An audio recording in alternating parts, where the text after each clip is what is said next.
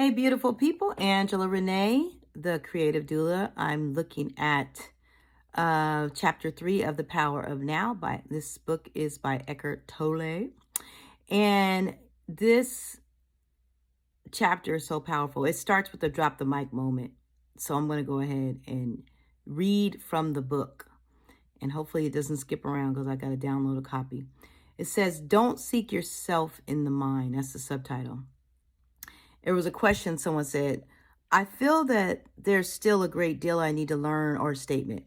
"I feel there's still a great deal I need to learn about the workings of my mind where I can get anywhere near full consciousness or spiritual enlightenment." And he says, no, and it's bold. You don't. The problem of the mind cannot be solved on the level of the mind. Once you have understood the basic dysfunction, there isn't really much else that you need to learn or understand. Studying the complexities of the mind may make you a good psychologist, but doing so won't take you beyond the mind, just as the study of madness isn't enough to create sanity. You have already understood the basic, right? You've already understood the basic mechanics of the unconscious state. Identification with the mind, which creates a false self, the ego, as a substitute for your true self rooted in being. That's your true self, is just being in the now, learning that. You become as a branch cut off from the vine, as Jesus puts it. That's deep. Branch cut off from the vine. When you get caught up, right, in your mind, you become as a branch cut off from the vine. I just was like, drop the mic moment. And I'm going to go a little bit further. The ego needs are endless. It feels vulnerable and threatened, and so lives in a state of fear and want.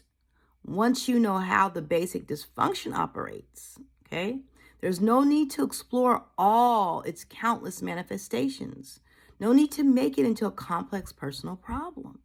The ego, of course, loves that it's always seeking for something to attach itself to in order to uphold and strengthen its illusory sense of self, and it will readily attach itself to your problems.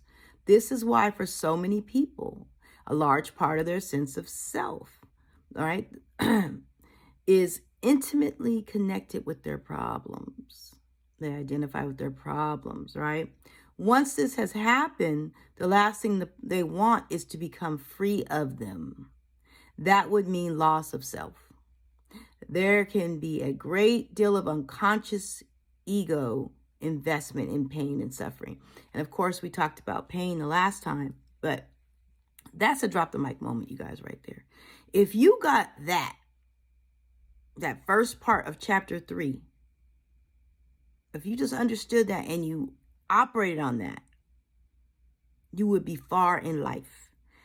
So 2 definitions that were important in this, and I wrote them down. I didn't want to write everything, y'all, because that was too much to write. So I said, I'm just going to read it to you guys. Clock time is one thing.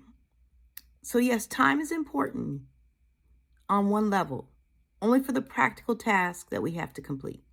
And the clock time is practical aspects of time. Immediately return to the present once you finish. So for example, I've got an appointment tomorrow. Of course, that's on my book. I've clocked that time. I prepared for the meeting. I will do what I need to do during that meeting. But as soon as I'm done, I'm back to my Zen state of mind. Right? And because I've been there, I'm providing great service and I'm totally aware in the moment. And I'm just better at what I do because I understand how to be, right? I understand that I am. This is so amazing, you guys. So now, of course, another way we want to use time practically is we want to learn from the past, right? So that we do things better now, today. And that's important that we get that, all right? And then, right, we want to leave it. Remember, the learning from the past was like that Sankofa bird, where you look back and you look to make sure the future is better, that you've learned, right? The good things that you keep, things that you need to do better, do differently, you do differently, right? So that's important. So we're not acting like we're not in this body and we're not here and we don't have some practical reasons why we're here. Otherwise, why would we be here? God desires to utilize our vessels to make the world better. But look at the state of the world. We have become those branches that are disconnected from the vine. And so the world is not reflecting as it should, as is what, the Most High plan. So the other definition was the psychological time. That was important. And that is identification with the past. Like that's that obsession with the past, that continuous compulsive projection into the future. That's a problem, you guys, right? And problems are really just illusions, right? There are really only solutions. Because if you live in that moment and you're in the moment, you begin to understand that. He's going to talk later to you guys about being in the moment. And even if it's just brief and that's all you get, but if you begin to feel it, you'll grow those moments. But I'm not going to talk to you about it right now because I think it's going to come in like chapter 5, chapter 6, something like that. We will go deeper into that. I'll share the blessings of the lessons that I've gotten from this book, right? It's not like this stuff was not things that I already knew. It's just he gives practical ways to walk into this, which is why I want you to read this book, that help the light that was already on just became brighter, right? My heart chakras, if you understand chakras, for love and depth had already expanded so much, but I even had a greater sense of expansion because there was a blessing. It was like the love for myself grew more. I'm just having a great time, you guys. I am the happiest I've ever been. Happiest I've ever been because of the wisdom that I've gained and my ability to just be. And I want to pass that on to you. Last thing, I'm going to talk about the joy of being. The joy of being. This is what he wants you to do, like to make sure you understand that you're not obsessing over the psychological time, right? And I love this. He said, ask yourself, is there joy, ease, and lightness in what I'm doing? And if there's not, right, how do you change this? So rather than focusing on the what you're doing, it's how you're doing. And what this made me think of was sometimes we say, oh, I don't really care for my job or whatever, but I'm going to do it as unto the Lord, right?